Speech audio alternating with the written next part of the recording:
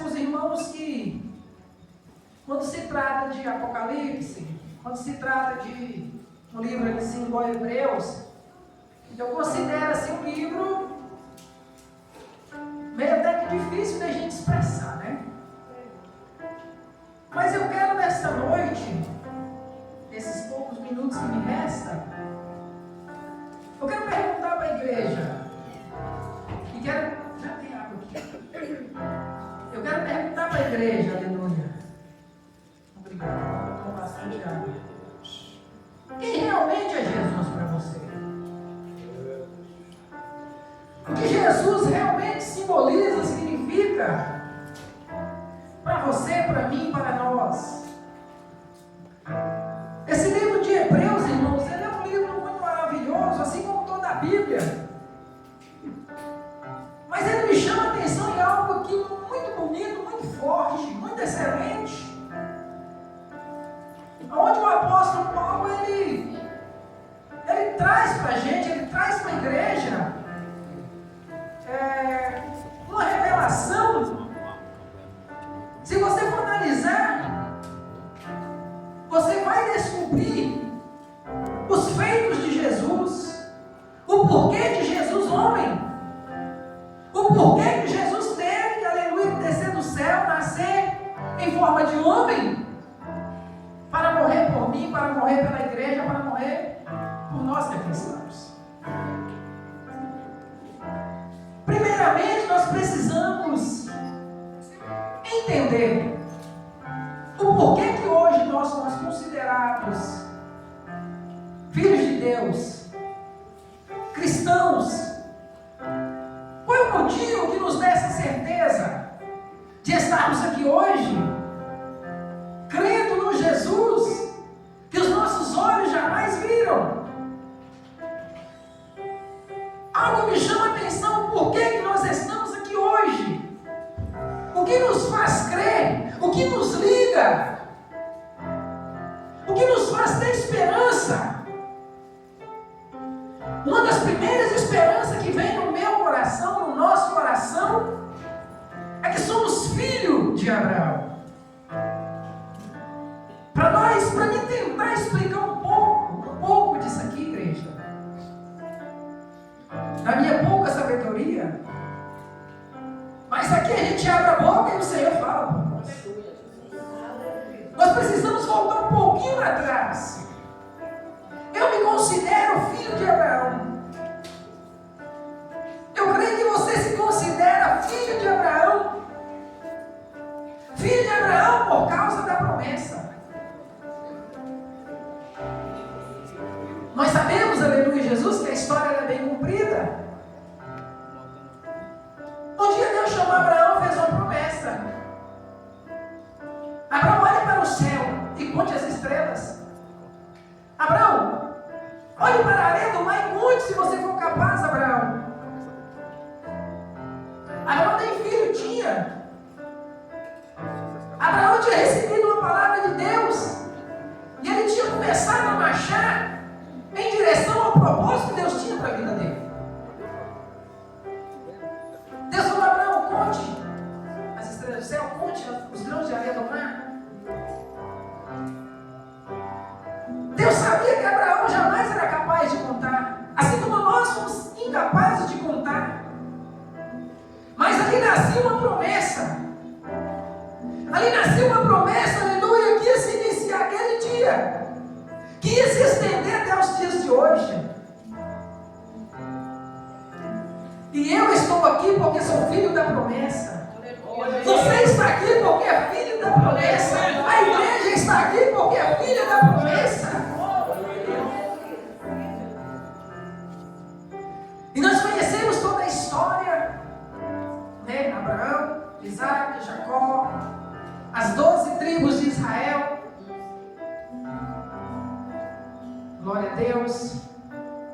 Vou resumir, porque não é bem aqui que eu quero pregar. Eu quero pregar sobre a aliança, a nova aliança. O que realmente Cristo simboliza, significa para a igreja. Se eu te perguntar o que é Cristo para você, você vai falar: Ele é o meu Salvador, Ele é o meu Senhor, Ele é o Filho de Deus, Ele é o Cordeiro de Deus que tira o pecado do mundo, amém? Mas o livro de Hebreus, irmãos, ele nos revela algo que vai além. Ele nos revela algo profundo. Quando Deus tirou o povo, né, adiantando a história, as 12 tribos de Israel foram para o Egito, na época da fome, glória a Deus. Depois aquele rei ali que levantou José, passou, José passou, mas o povo de Deus continuou no Egito. E nós sabemos que por um determinado tempo o povo de Deus ficou a mercê no Egito. Mas Deus jamais se esquece os seus, igreja. Deus jamais se esquece a promessa que Ele fez um dia para mim, um dia para você. E Deus jamais se esqueceu aquela promessa que Ele fez para Abraão. Abraão, conte as estrelas do céu. Abraão, conte a areia do mar. Abraão, assim será a sua descendência. Incontáveis, aleluia, glória a Deus. E ali estava o povo de Deus esquecido, sob o jugo da servidão. Palmas para Jesus, igreja. E ali estava o povo de Deus esquecido lá em Israel. Irmãos, eu posso imaginar você, eu, debaixo de uma promessa, escravo. Será que dá para crer? Aleluia. Será que você conseguiria crer numa promessa sendo escravo? Trabalho dia e noite. E como não se bastasse o chicote dia e noite, já não basta ter que trabalhar, ainda tem que ser chicoteado. Já não basta ter que trabalhar. E não imagine eu, imagine você, imagine aquele povo. Havia uma promessa, porque aquela era a nação eleita. Até o dia em que o Senhor se lembrou entre aspas, porque o Senhor jamais se esquece. Mas o Senhor falou: é hora de tirar o meu povo da terra da servidão. E nós conhecemos a história. Quando Deus usou Moisés para ir lá para resgatar o povo,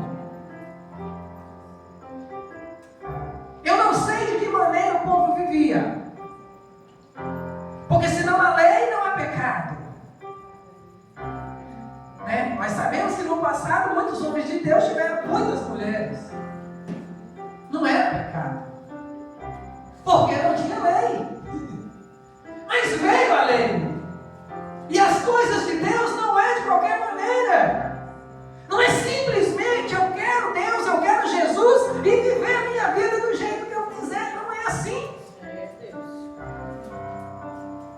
Deus falou: Moisés, vai lá buscar o meu povo, eu tenho uma promessa. Esse povo da promessa, eu tenho uma promessa. Eles irão para a terra que manda leite e mel. Foi difícil sair do Egito, porque a palavra nos ajuda dizendo que quis Deus mostrar o seu poder para o faraó. Havia uma outra promessa: nós vamos para a terra que manda leite e mel. Irmão, já pensou? Você está ali escravizado, debaixo de pouca comida, de muita surra, de muitos maus tratos, e de repente, aleluia, vem uma outra promessa, que você seguirá para uma terra que manda leite e mel. Aleluia, glória a Deus. E assim foi. Mas onde que eu quero chegar? Eu quero dizer para a igreja, eu quero relembrar a igreja. O Senhor está nos relembrando que quando o Senhor, aleluia, Jesus, chamou aquele povo, quando o Senhor fez mais promessas, o Senhor deu a lei a Moisés. Moisés, eu sou o vosso Deus. Esse aí é o meu povo. Mas vem cá, Moisés, algumas coisas vão ter que ser mudadas. Moisés, as coisas comigo é assim. Moisés, as coisas comigo não é bagunçada, não é de qualquer maneira. E nós sabemos, irmãos, que com a lei veio o pecado. E aquilo que era para o bem nosso, o povo daquela época, se tornou por maldição. Porque nós bem sabemos que os homens naquela época, por mais que tentassem ser perfeitos, jamais conseguiriam obedecer aquilo que estava ali estabelecido. E agora vem a parte que eu quero que nós lemos aqui. Perante a lei, o povo era maldito. Perante a lei, aleluia, Jesus, estavam todos condenados. Né, Moisés? Calma, Moisés, agora nós estamos na graça. Moisés preocupou aqui. Era naquela época, Moisés, calma. Perante a lei, o homem, o povo era maldito porque pecava todo dia. Deus falava alguma coisa para ele de manhã, de tarde, ele disse: mas por quê? É a carne. É normal, é a natureza humana, é a natureza pecaminosa. Se eu não orar, o livro de Romanos diz: o que eu quero fazer eu não faço, e o que eu não quero eu acabo fazendo. Miserável homem quem sou, quem me livrará do corpo desta morte? Mas graças a Deus por nosso Senhor e Salvador Jesus Cristo, que nos deu a vida. Deus maravilhoso, irmãos, e nós sabemos que Deus havia dado a lei. O povo era querido de Deus. No meio do deserto não faltava água, não faltava comida, o sol não queimava o povo e não ficava na escuridão, porque o povo que tinha promessa é o povo querido do Senhor. Mas novamente, vindo a lei, veio o pecado, e o pecado, aleluia, abundou e matou. Mas o Senhor arrumou a remissão para os pecados daquela época. Havia o tabernáculo de Deus sobre a terra, uma tenda. Os irmãos sabem. Era onde os sacerdotes faziam ali as obras para expiar o pecado do povo. Né? Era um tabernáculo montado na terra. Tinha um véu, tinha a primeira sala, que era o santuário. Havia no santuário o candelabro, a mesa da proposição, onde eram os pães oferecidos a Deus. E de trás do segundo véu havia o Santíssimo, o Santo dos Santos, onde ficava a Arca da Aliança, onde ficava a vara de Arão que floresceu, onde ficava o incensário de ouro. E a Bíblia diz o seguinte, que praticamente quase todos os dias sacerdotes entravam ali na primeira parte para fazer os seus serviços. Mas de ano em ano entrava o sumo sacerdote no Santíssimo.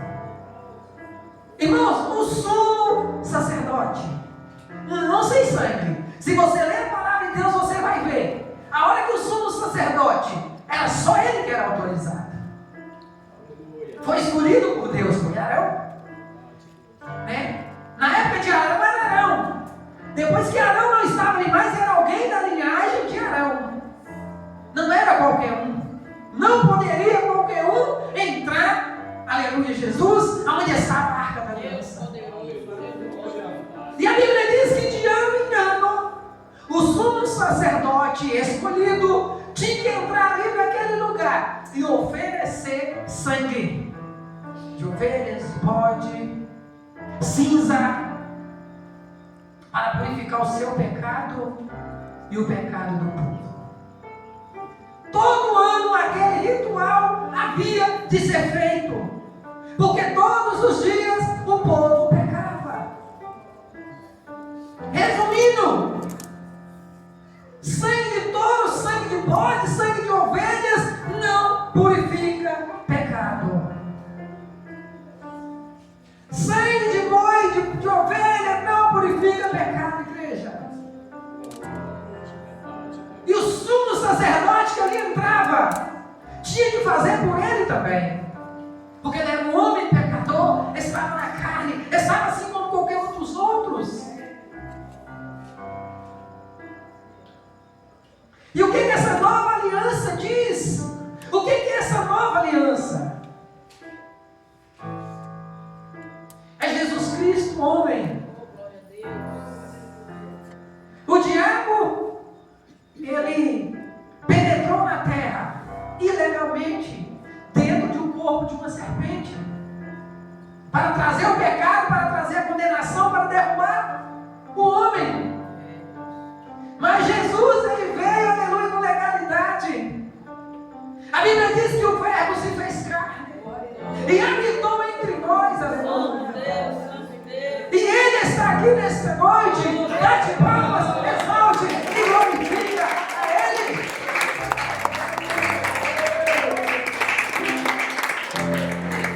Aleluia, glória a Deus. Mas agora alcançou ele ministério tanto mais excelente quanto a mediador de uma melhor aliança que está confirmada em melhores promessas. Os irmãos que leem a Bíblia sabem que não existia sumo sacerdote autorizado para entrar no Santo dos Santos se não fosse da linhagem de Arão. E nós sabemos que houve também um sacerdote, sumo sacerdote, Melquisedeque. O homem não tinha início de dias, não tinha fim de dias, ele era rei de Salém, rei de paz. E Jesus Cristo se fez sacerdote por ordem de Melquisedeque. Sumo sacerdote. E porque um pacto melhor é algo melhor, é uma aliança melhor? Porque ele entrou no Santíssimo, não foi com sangue alheio, mas foi com o próprio sangue.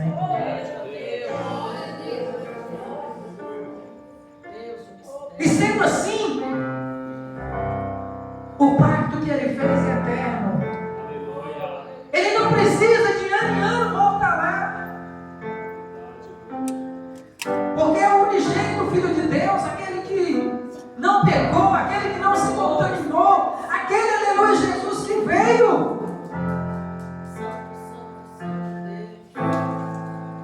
No livro de Hebreus, no capítulo 10, no versículo 5, está escrito: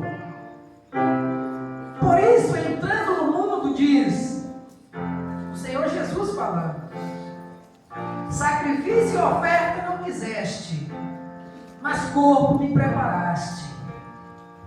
Holocausto e oblações pelo pecado não te agradaram. Então disse: eis aqui venho. No princípio do livro está escrito de mim, para fazer, ó Deus, a tua vontade. Aleluia, glória a Deus. Exalte o seu mais forte.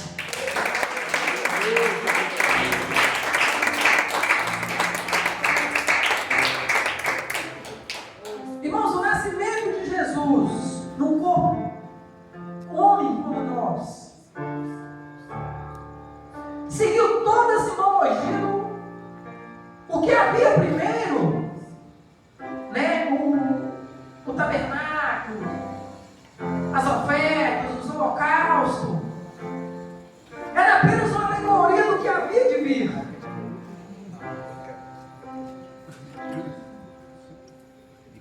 Amém, Jesus. Louvado seja o nome do Senhor. Pode exaltar o seu mais forte.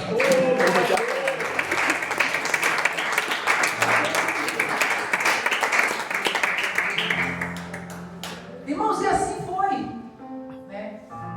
Jesus veio, cumpriu o ministério, derramou o seu sangue. Sem derramamento de sangue não há perdão de pecados. Porque o sumo sacerdote, toda vez que ele entrava no Santíssimo, ele tinha que levar sangue consigo. Mas Jesus levou o seu próprio sangue. Jesus ele poderia recuar. Jesus ele poderia ter recuado. Né? Assim como lá no Monte das Oliveiras, ele ficou aflito. A alma dele estava angustiada. Ele sabia o que ia acontecer com ele. Ele poderia ter recuado, mas não. Aqui nós lemos, ó Deus, ele estava aqui para fazer a vontade, para cumprir o propósito. É tanto como ele estava falando com... Tem uma passagem aqui na Bíblia que ele estava ali conversando com seus discípulos, falando sobre o que havia de acontecer com ele.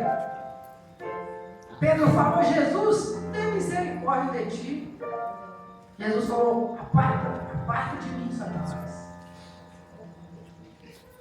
Ele veio com esse propósito, igreja. Ele veio fazer um novo pacto, uma nova aliança. Porque o antigo pacto era transitório, era fraco.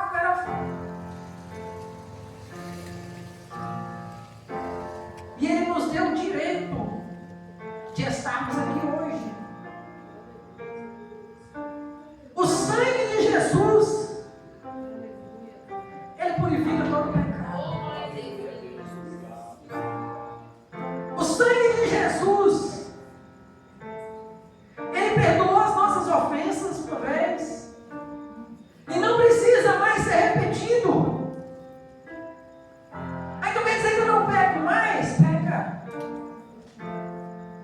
Mas há um mistério aqui dentro dessa palavra. Perante a lei, quando você pecava, você era apedrejado, não tinha volta. Quando a lei era quebrantada, na presença de 2 ou 3 testemunhas, a pessoa era apedrejada até a morte.